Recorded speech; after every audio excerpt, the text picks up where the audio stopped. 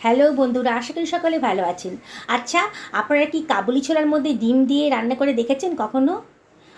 দারুণ স্বাদের একটা রেসিপি তৈরি হয়ে যাবে। আপনারা শেষ পর্যন্ত ভিডিওটা দেখুন, আপনাদের খুব ভালো লাগবে।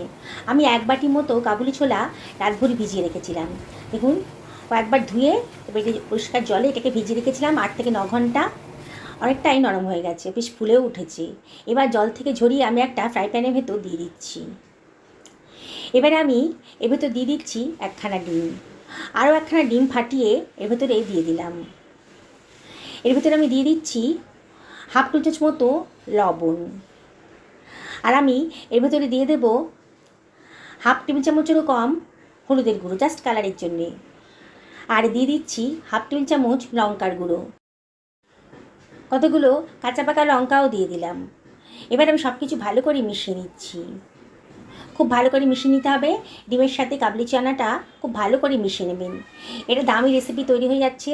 হোটেল বাজার থেকে কিনতে গেলে এটা কিন্তু অনেক খরচ পড়ে যাবে, আর বাড়িতে বানালে অল্প খরচের মধ্যে রেস্টুরেন্ট স্টাইলের দামি রেসিপি আপনারা তৈরি করে ফেলতে পারবেন। খুব ভালো করে মিশিয়ে নেওয়া হয়ে গেছে। দেখুন বন্ধুরা, একেবারে ভালো করে মিশিয়ে নিয়েছি। এবারে একটা মিক্সার গ্রাইন্ডার নিয়ে নিচ্ছি। এটাকে আমি গ্রাইন্ড করে নেব। পুরোটা একবারে পারবো না, ব্যাচে ব্যাচে করতে হবে। হাতায় করে খানিকটা আমি দিয়ে দিলাম মিক্সার গ্রাইন্ডারের ভেতরে। এটাকে প্রথমেই গ্রাইন্ড করে নিচ্ছি। দেখুন, খুব বেশি মিহি করিনি আর খুব বেশি দানা দানাও নেই। এবার বাকি পোর্শনটাও আমি গ্রাইন্ড করে নিয়েছি, নিয়ে একটা বোলের ভেতর রেখে দিচ্ছি সবগুলো। এইবার বাটিটা সরিয়ে রাখছি। আমি দুখানা পেঁয়াজ নিয়ে নিয়েছি। পেঁয়াজের খোসাটা আমি কেটে নিচ্ছি। আমি যে পরিমাণ কাবলি ছোলা নিয়েছি তাতে আমার দুখানা পেঁয়াজই যথেষ্ট। দুখানা পেঁয়াজ নিয়ে নিলাম, নিয়ে খোসাটা প্রথমে ছাড়িয়ে নিচ্ছি। বন্ধুরা, আপনারা যদি কাবলি ছোলার পরিমাণটা বাড়ান তাহলে পেঁয়াজের পরিমাণটাও বাড়িয়ে দেবেন। পেঁয়াজটাকে খুব বেশি বড়ও না খুব বেশি ছোটও না করে কেটে নিচ্ছি। পেঁয়াজটা কাটা হয়ে গেছে, সরিয়ে রাখলাম। একটা ছোটো সাইজের টমেটো নিয়ে নিয়েছি। এবার টমেটোটাকেও আমি কেটে রেখে দিচ্ছি। আগে থেকে টমেটোটা ধুয়ে পরিষ্কার করে নিয়েছিলাম।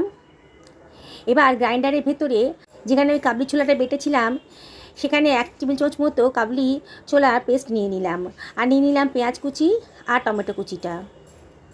এখানে দিয়ে দিচ্ছি হাফ টেবিল চামচ মতো হলুদের গুঁড়ো, আর দিয়ে দিচ্ছি 1 টেবিল চামচ ধনের গুঁড়ো, হাফ টেবিল চামচ মতো জিরের গুঁড়ো, আর দিয়ে দিচ্ছি হাফ টেবিল চামচের একটু বেশি লঙ্কার গুঁড়ো। লঙ্কাটা অবশ্যই নিজেদের পছন্দ মতো দেবেন। হাফ টেবিল চামচের থেকে বেশি একটু লবণ দিয়ে দিলাম। 1 টেবিল চামচ মতন আদা রসুনের পেস্ট দিয়ে দিয়েছি, আর সামান্য একটু জল দিয়ে এটাকে আমি গ্রাইন্ড করে নিচ্ছি। দেখুন বন্ধুরা, একটা স্মুথ পেস্ট তৈরি হয়ে গেছে। এবার এটাকে আমি সরিয়ে রাখছি। আমি আবারও দুখানা পেঁয়াজ নিয়ে নিয়েছি, ছোটো সাইজের পেঁয়াজ। পেঁয়াজের খোসাটা আমি আবারও কেটে বাদ দিয়ে দিচ্ছি। পেঁয়াজটাকে মাঝখান দিয়ে কেটে ওপরে সাদা অংশটা কেটে নিয়ে পেঁয়াজটাকে কুচি কুচি করে কেটে নিচ্ছি। দেখুন, দুখানা পেঁয়াজই খুব কুচি কুচি করে কাটা হয়ে গেছে। এবার সরিয়ে রাখলাম। কতগুলো কাঁচা লঙ্কা নিয়ে নিয়েছি। কাঁচা লঙ্কার বোটাগুলো ফেলে দিয়েছি, আর কাঁচা লঙ্কাগুলোকে ধুয়ে পরিষ্কার করে নিয়েছি, আর কুচি কুচি করে কেটে নিচ্ছি। কাঁচা লঙ্কাটা কাটা হয়ে গেছে, সরিয়ে রাখলাম। এবার আমি নিয়ে নিচ্ছি কিছুটা ধনেপাতা। আপনাদের কাছে যদি ধনেপাতা থাকে তাহলে দেবেন। ধনেপাতাটাকে আগে থেকে ধুয়ে পরিষ্কার করে রেখেছিলাম। এবার এটাকেও কুচি কুচি করে কেটে নিচ্ছি। এবার এগুলোকে সব সরিয়ে রাখছি। এবার কাবুলি ছোলার পেস্টার মধ্যে আমি দিয়ে দিচ্ছি 4 টেবিল চামচ মতো বেসন। এখানে হাফ বাটি মতো হবে, আমি চামচ মাপে নিয়েছি। দিয়ে এবারে আমি এর ভেতর দিয়ে দিচ্ছি 1 টেবিল চামচ মতো সর্ষের তেল। ভেতরটা খুব সফট হবে তাহলে। এবারে এর ভেতর দিয়ে দিচ্ছি হাফ টেবিল চামচ মতো কালো জিরে, আর দিয়ে দিলাম হাফ টেবিল চামচ মতো খাবার সোডা। ধনেপাতা কুচিটাও দিয়ে দিলাম। দিয়ে সব কিছু ভালো করে মাখিয়ে নিচ্ছি। হাত দিয়ে করছি, হাত দিয়ে মাখলে খুব সুবিধা হবে, সেই জন্য আমি হাতটা ধুয়ে পরিষ্কার করে হাত দিয়ে মেখে নিচ্ছি। খুব ভালো করে মাখিয়ে নিতে হবে যাতে লবণটা কাবুলি ছোলার পেস্টার সাথে ভালো করে মিশে যায়। নাহলে এক জায়গায় লবণটা বেশি হবে আর এক জায়গায় পানসে পানসে থাকবে। তাই খুব ধৈর্য ধরে সব কিছু ভালো করে মিশিয়ে নিতে হবে। আমার খুব ভালো করে মাখা হয়ে গেছে। আমি এবার এটাকে সরিয়ে রাখছি। কিছুটা পোর্শন আমি এখান থেকে একটা বাটির ভেতর তুলে নিচ্ছি। আমি দু রকমের রেসিপি আজকে করে দেখাবো আপনাদের। এক বাটি কাবুলি ছোনা দিয়ে দু রকমের দামি দামি রেসিপি আজকে তৈরি হয়ে যাবে। কিছুটা পরিমাণ সরিয়ে রেখেছি যেখানে, তার ভেতর আমি দিয়ে দিচ্ছি পেঁয়াজ কুচিটা। আর এবারে একটু মেখে নিচ্ছি। আর এর ভেতরে আমি দিয়ে দিচ্ছি কতগুলো কাঁচা লঙ্কা কুচি। কাঁচা লঙ্কাটা অবশ্যই আপনারা নিজেদের পছন্দ মতো দেবেন। আমরা একটু লঙ্কা খেতে ভালোবাসি বলে এখানে কাঁচা লঙ্কাটা দিয়ে দিলাম। দিয়ে সব কিছু আবারও ভালো করে হাত দিয়ে মাখিয়ে নিচ্ছি। বন্ধুরা, দুখানা রেসিপি আজকে আপনাদেরকে তৈরি করে দেখাবো। দুটোই খুবই বানানো সোজা। একই পদ্ধতিতে দুখানা রেসিপি তৈরি হয়ে যাবে। খুব ভালো করে মাখিয়ে নিলাম। মাখানো হয়ে গেছে। আমি একটা কড়াই বসিয়ে দিয়েছি। কড়াইতে সর্ষের তেল গরম করতে দিয়ে দিয়েছি। তেলটা গরম হয়ে গেছে যখন, সামান্য একটুখানি লবণ দিয়ে দিলাম। তাহলে তেলের কাঁচা গন্ধটা আর থাকবে না লবণটা দিলে পরে। এবার তেলটা বেশ গরম হয়ে গেছে যখন, মিডিয়াম টু লো ফ্লেমে রেখে ছোটো ছোটো আকারে গড়ে, বড়ার আকারে গড়ে আমি এগুলোকে তেলে ভেজে নিচ্ছি।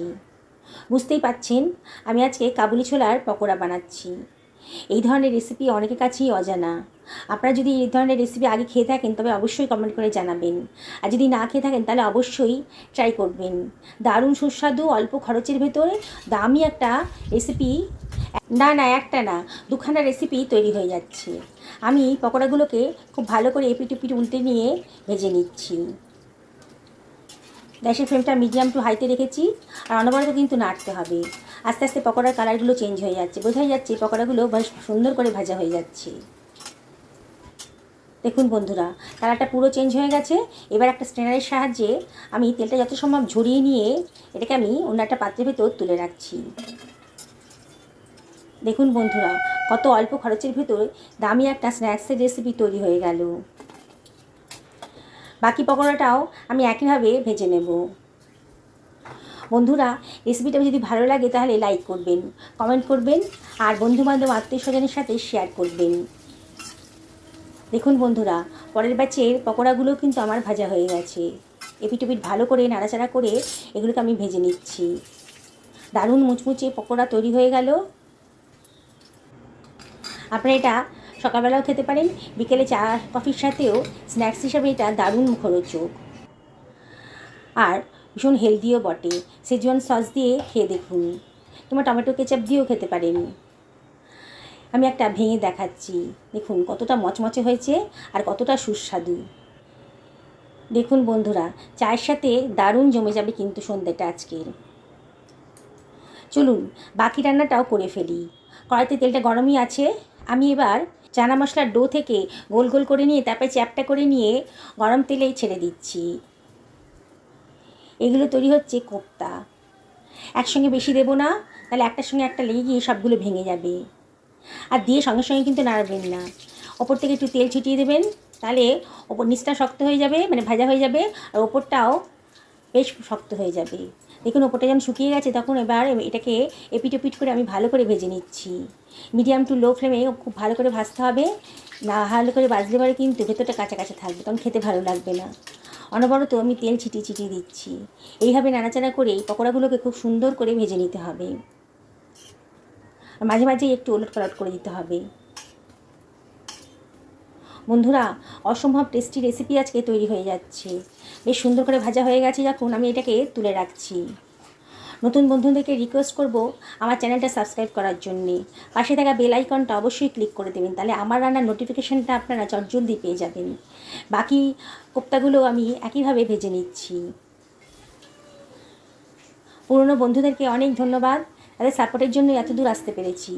তাও আমি আপনাদেরকে রিকোয়েস্ট করব, যদি রেসিপিটা ভালো লাগে তাহলে লাইক করবেন, কমেন্ট করবেন আর শেয়ার করবেন। আপনাদের একটা লাইক কমেন্ট আমার কাছে অনেক মূল্যবান। আপনাদের বেশি বেশি লাইক কমেন্ট পেলে পরে আমার ভিডিও করার উৎসাহ অনেক বেড়ে যায়। আমি চেষ্টা করি নিত্য নতুন রান্না করার, মানে চেনা পরিচিত রান্নাটাকে একটু ঘুরিয়ে ফিরিয়ে নতুন ধরনের স্বাদ আনার। আর চেষ্টা করি ঘরোয়া উপকরণ, মানে আমাদের রান্নাঘরে যে যে উপকরণগুলো থাকে সেগুলো দিয়েই রান্না করার। আমার রান্নাতে খুব একটা বাইরের দামি দামি জিনিস কিনতে হয় না, তাই অল্প খরচের মধ্যে ঝটপট যদি নতুন কিছু স্বাদের রান্না দেখতে চান তাহলে আপনাদেরকে আমার চ্যানেলটা সাবস্ক্রাইব করে রাখতে হবে। দেখুন কথা বলতে বলতে কিন্তু বাকি কোপ্তাগুলো আমার ভাজা হয়ে গেছে। অনেকটা পরিমাণ তেল ছিল, তাই কিছুটা তেল আমি সরিয়ে রাখছি।